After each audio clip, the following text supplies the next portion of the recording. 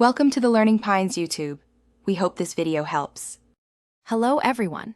In this video, I will explain how to bleed your Audi Q5 coolant system.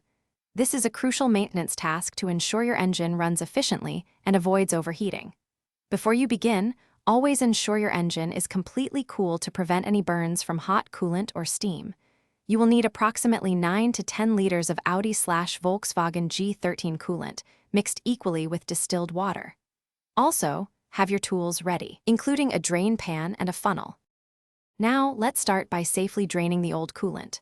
First, raise the front of your Audi Q5 using a jack and secure it with jack stands. This helps ensure a more complete drain. Position a large drain pan directly under the radiator drain cock. Carefully open the drain cock and remove the coolant reservoir cap. This allows air to enter, helping the old coolant flow out completely. Wait until the flow stops, indicating the system is mostly empty. With the old coolant drained, it's time to refill and begin the initial bleed. First, ensure the radiator drain cock is tightly closed.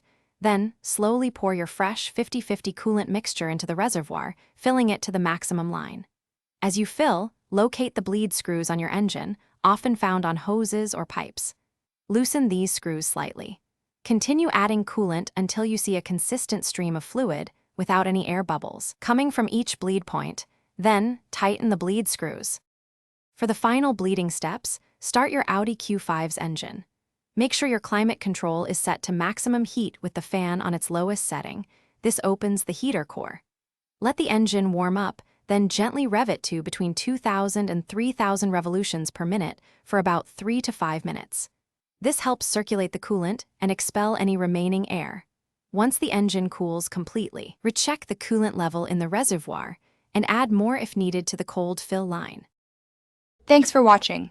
Consider subscribing if we helped you.